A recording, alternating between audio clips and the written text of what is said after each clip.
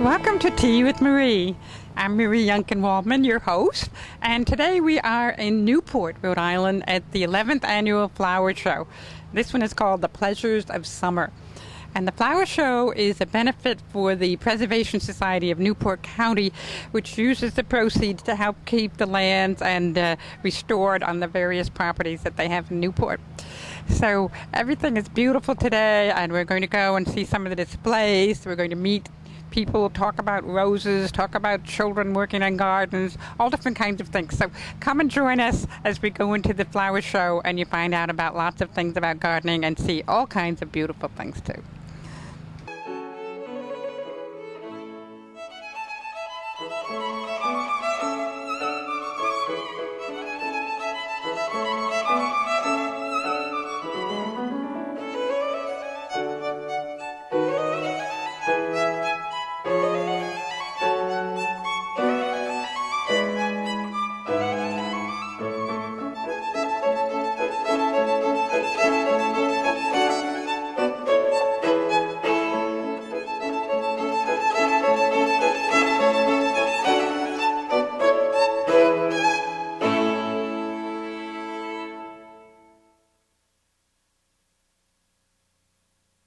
We're talking with Bob Patterson from the Growing Connection, and he's with the United Nations, and then we also have some children here, Crystal and Matthew, and can you pronounce your name? Nautica. Nautica. Julissa. Fatima. Your name? Julissa. Aster. That sounds like a flower. Daisy. Daisy, another flower. Matthew. Matthew. Okay, and these guys are all involved with this Growing Connection, which Bob is going to tell us a little bit about. It's very fascinating. Thank you. The Growing Connection is a project where kids learn to grow vegetables, learn about nutrition, and in fact become solutions to hunger. This group, the Katsura Kids, is our first group in New England. They started growing in April. They've been growing these beautiful vegetables that you see behind us, and we're hooking them up with kids in Ghana, in West Africa, and in Mexico. They're all doing the same thing, using these earth boxes, growing nutritious vegetables, and in fact becoming the agents for change in their own hometowns. Great. So if they're growing vegetables here, what do they do with them? Where do they go? Who gets them? You're going to have to ask these kids. Yeah, where do the vegetables go that you grow? Anybody know? Well, either we eat them or there's a farmer's market in a few weeks, and we're going to sell them there. Great. And is that here on the island? Yes. Mm-hmm. Great. There's a farmer's market over at Casey Farm, too. I don't know if you're familiar with that. Wait, one person. We're going to Boston Market, I think it is. Great. So how about the Rhode Island Food Bank that has a community farm, and they give vegetables and things? Maybe that would be something to get involved. We have kids, we have about 45 gardens across the USA. Some give it to food banks, some eat them themselves. Some kids, these basil boxes here, those kids sell to restaurants directly. So it teaches not only the horticulture, it teaches entrepreneurship, and it gives kids opportunities to make money. That's wonderful. Can you tell us what some of the vegetables are that you've grown? Maybe somebody go get one. And Some of them are... Oh, wait, one at a time. Raise your hand. That's good. Aster. Some of them are peas, squash, and zucchini, maybe some basil and tomatoes. Wonderful, wonderful. We've grown Swiss chard and broccoli and sweet corn. And do you eat it too? Yes, we've been eating the snap peas all day. All day they've been eating snap peas. Wait.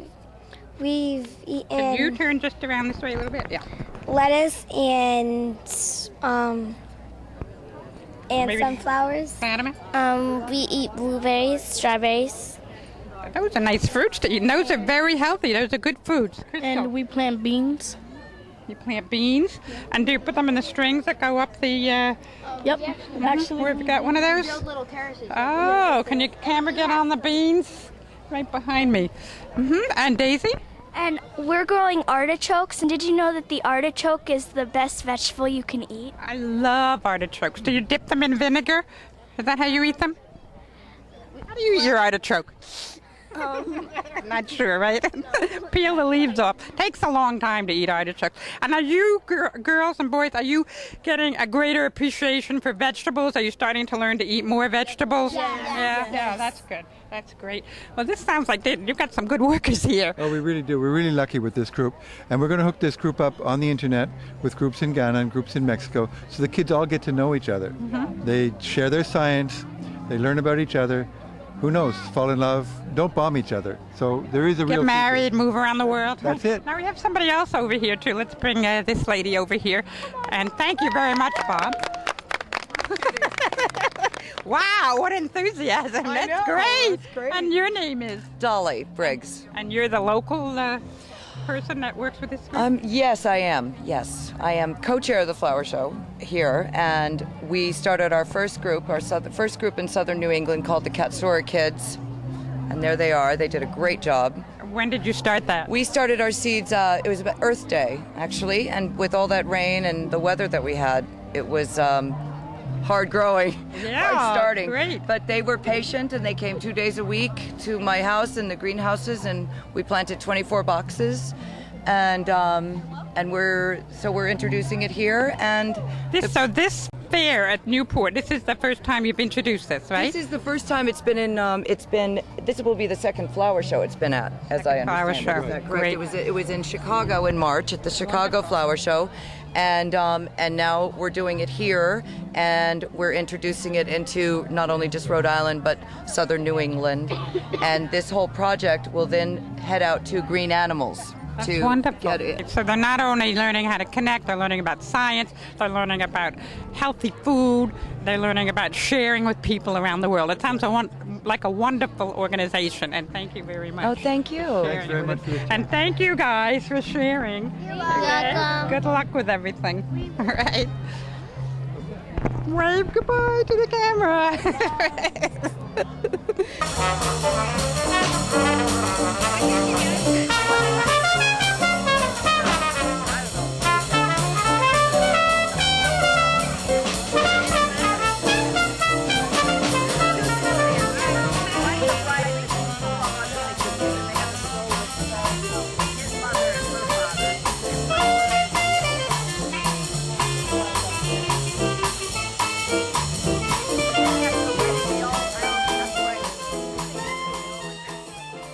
Here we are talking with Christine from Massachusetts, Christine's Flowers in Rochester. And Christine, you focus on the succulent plants, and how would you describe them? Succulents are plants with specialized leaves that hold a lot of water. They can go long periods without water and are rather drought tolerant. So we have over here an example of a wreath which is made entirely of succulent plants. Yes, this is a living wreath. It's made with winter hardy succulents. They can live through the winter, but you wouldn't leave that hanging on the wall. You'd need to tuck it under some shrubs or tuck it under your deck. It doesn't want to be hanging up exposed all winter. It's a living wreath. They're rooted right in. Can you tell us what are some of these plants? These are hens and chicks. These are sempervirums, and all of the rest are different species of sedums. Sedums, and that would be something you might find in the desert originally? They could be. They are winter hardy, so they are temperate region plants. I honestly don't know where they originate from, but they like the full sun, but they are temperate region plants. They will take a freeze. They will live to zone 5. You're talking about perennials here. So for the local gardeners in New England, where would they put some of these succulent plants? Oh, succulents are excellent in troughs. They're excellent. You can plant them in stone walls. You know, if you have a retaining wall, you can leave a brick out and stick a plant in. They are excellent anywhere in the garden with the full sun, but you want to make sure that you keep them weeded because they can get smothered out with tall weeds and taller plants. So they're good for rock gardens, places where they can get a lot of sun. And they have a lot of variety in the color, the texture, and the shapes, which I think adds some interest to your garden too, right? Yes, I love that. I love matching the colors and the textures. It makes a wonderful display. Well, thank you very much. And I think Judy's going to put the camera on some of these other beautiful things that you have here in a few minutes. And you've got them arranged in all kinds of pots and so on. They're beautiful. Thank you for talking with us. Thank you. Thank you. The succulent wreath is perennial, and it's made out of plants that can live over the winter.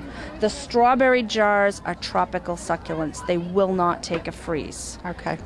But you can bring them inside Bring them inside for the winter. They can stay out for the summer. They need to come in before they get frozen for the winter. Great. Okay. Thanks a lot, Christine. You're welcome. All right.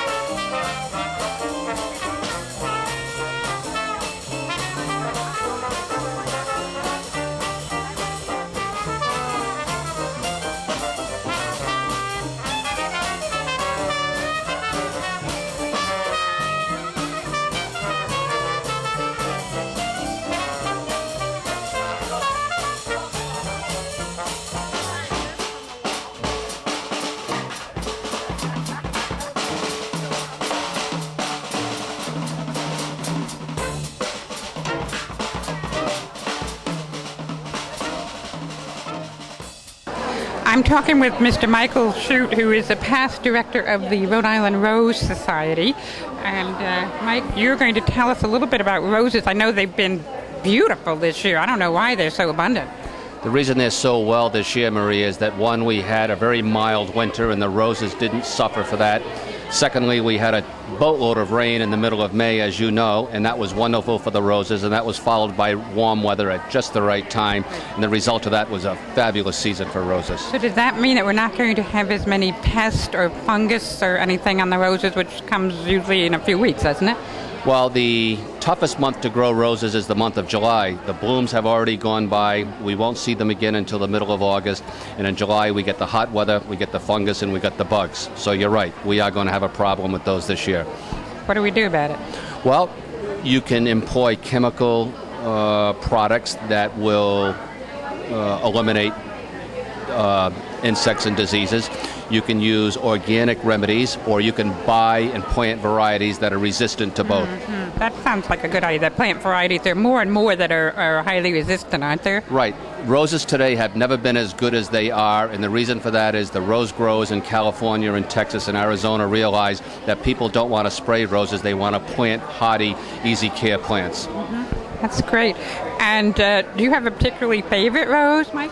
Well, I have a lot of favorite roses, probably about 3,000 favorite roses, but my all-time favorite rose is one called Rhode Island Red that my parents bought in Little Compton, Rhode Island in 1958 at the Brownell Rose Nursery, and that rose still grows today in my mother's garden.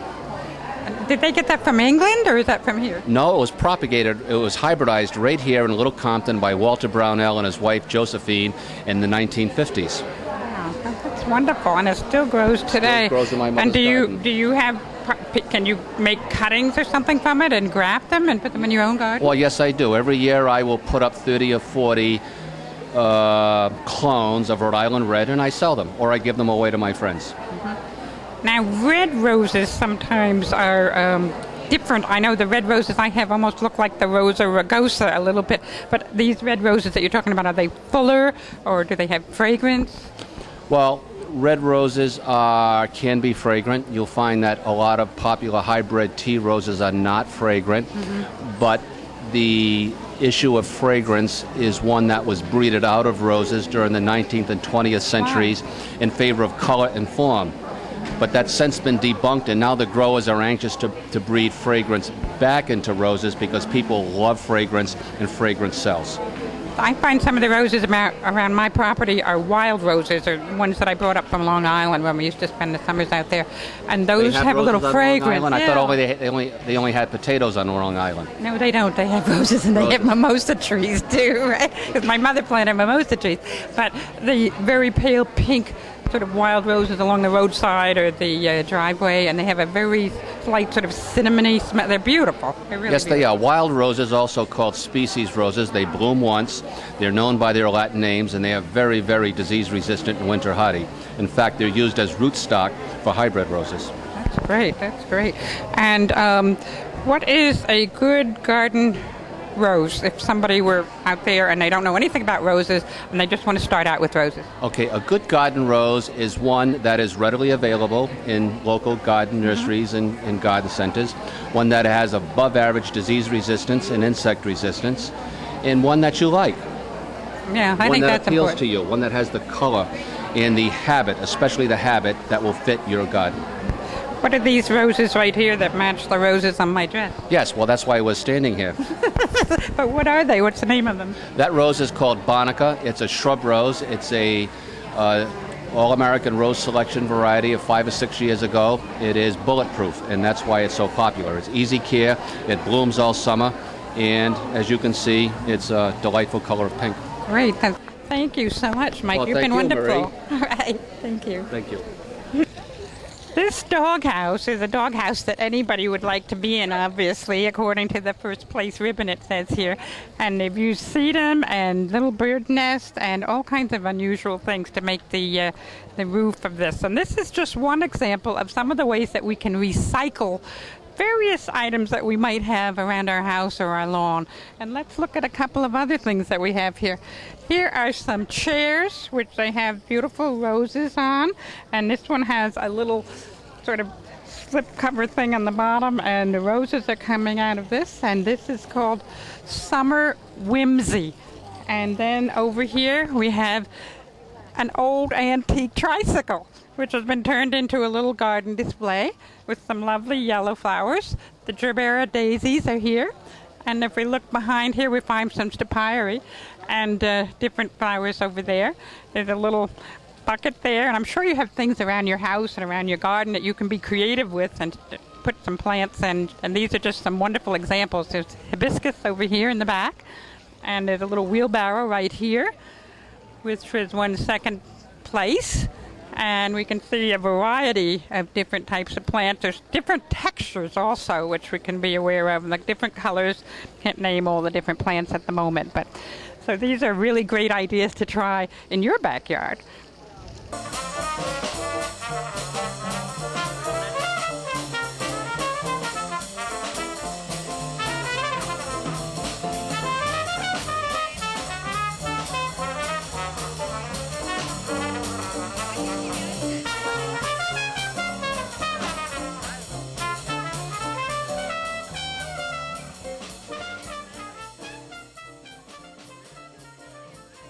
This is a lovely example of a display called Edible Pursuits, and it won a first place in its category, and it includes such things as lettuce and strawberry, cabbage, cilantro, golden marjoram, bronze fennel, garlic, chives, lemon thyme, nasturtium. I guess all of these things are edible, so it's called Edible Pursuits, and it's a beautiful arrangement of all of them put together in an old antique wagon.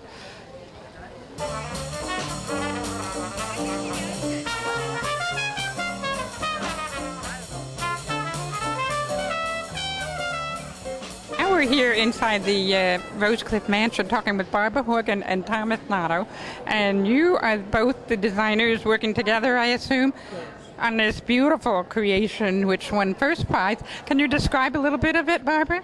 Well, the subject was Newport Cabanas, the hottest spot north of Havana, and we figured Bailey's Beach would be the hottest spot in Newport. And we did it in the era of 1910. 1910? Very opulent, and yes, and they would have rugs on the beach. And Before the First World War and that. before it all ended, Yeah, the Gilded yeah. Age. And Did it take you a while to create this masterpiece? It took us a couple months to get it really going. yeah, well, Now, when you 6 weeks. 6 weeks. when you're talking about a couple of months, you do certain things and then you put the live flowers in at the end, or how do you do that? Well, we had a little few props, and The flowers. we saved the flowers for the end. Yeah, some of it we would get everything ready. We'd work 1 day a week, and then we'd plan ahead, and we'd work another day a week, and then this week we would start to put the flowers together once we got our plan going.